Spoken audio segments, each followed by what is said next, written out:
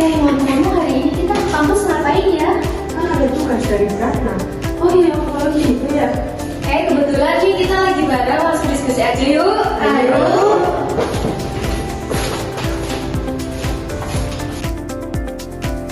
Teman-teman, kalian udah tahu mengenai teknologi nggak?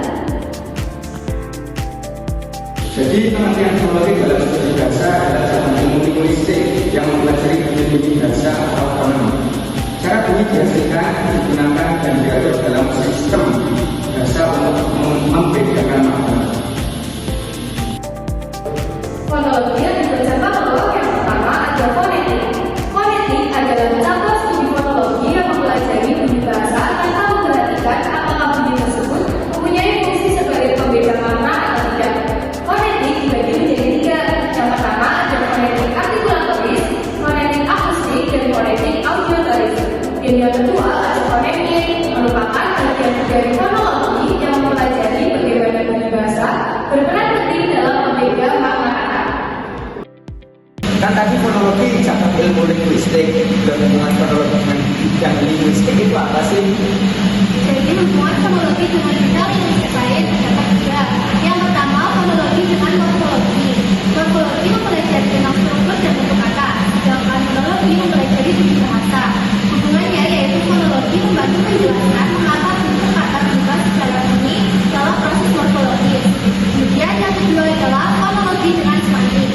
Semantik mempelajari tentang makna kata atau kalimat. Hubungannya dengan fonologi yaitu untuk membedakan makna melalui sistem bunyi. Yang ketiga adalah fonologi dengan fonetik. Fonetik mempelajari tentang bunyi bahasa secara fisik, sementara fonologi mempelajari bunyi dalam bahasa untuk membedakan makna.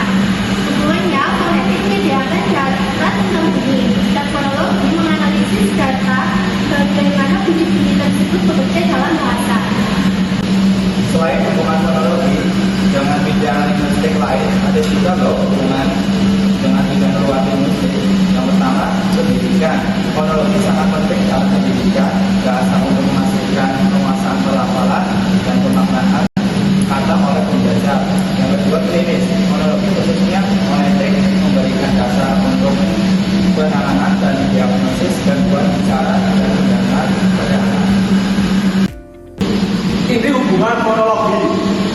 Fonologi adalah bagian dari ilmu bahasa yang fokus pada sistem bunyi dan penanganan suatu bahasa. Sedangkan fonetik fokus pada bunyi bahasa secara lebih umum.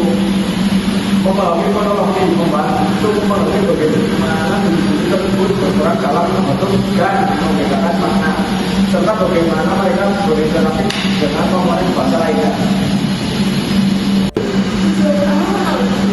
Yaitu memahami struktur bahasa, menjelaskan bagaimana bunyi dalam suatu bahasa diorganisasi dan diatur.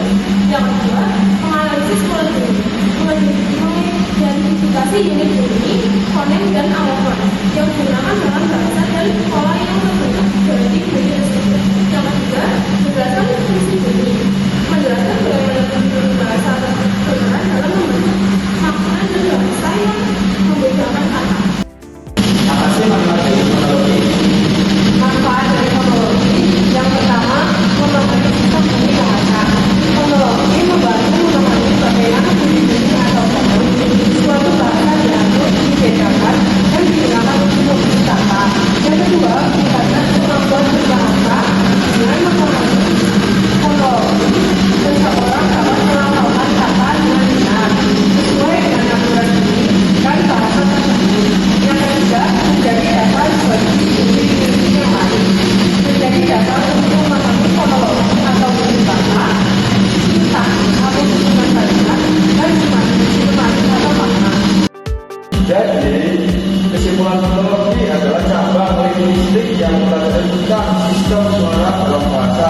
termasuk struktur, distribusi, dan realisasi suara-suara bahasa.